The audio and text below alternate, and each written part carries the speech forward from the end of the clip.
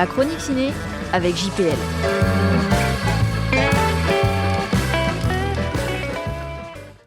Ma vie, ma gueule. Attention.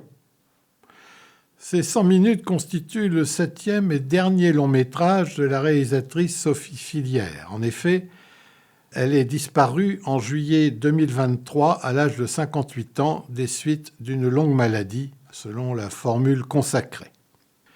Barberie Bichette, qu'on appelle à son grand dame Barbie, a peut-être été belle, peut-être été aimée, peut-être été une bonne mère pour ses enfants, une collègue fiable, une grande amoureuse, oui peut-être.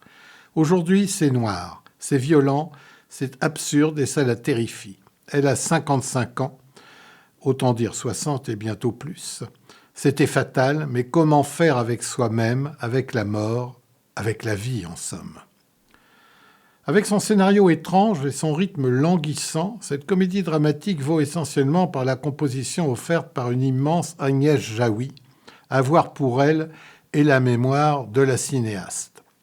La santé mentale, les liens familiaux, la quête d'un espace personnel, tous ces thèmes sont au centre de ce film sensible où se mêlent, parfois de manière incongrue, l'humour et l'émotion jusqu'à la détresse.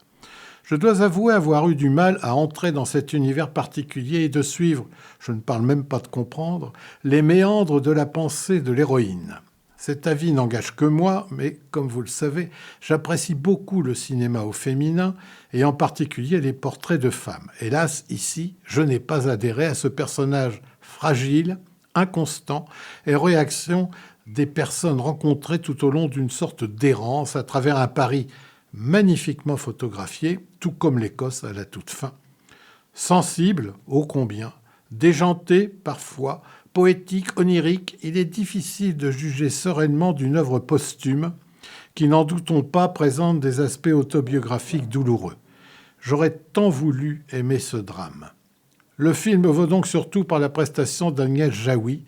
Elle est de tous les plans, mais m'a paru être terriblement en roue libre.